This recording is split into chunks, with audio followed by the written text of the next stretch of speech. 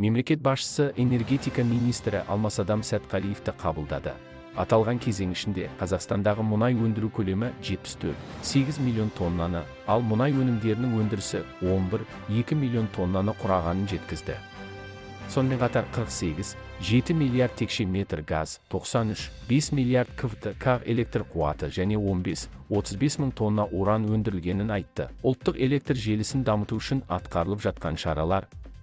Биыл маусым айында іске қосылған электр энергиясын нарықта сатудың жаңа механизмі жөнінде баяндады. Қысқы жылыту маусымы қалыпты өту үшін қосымша бақылау орнатылғаны туралы ақпарат берді. Атап айтқанда, энергетика нысандарын қамтамасыз ету мақсатында 5 миллион тонна көмір мен 100 мың тонна мазут қоры дайындалған. Ведомствоның ел аймақтарына одан әрі газ құбырын тарту жоспарын таныстырды.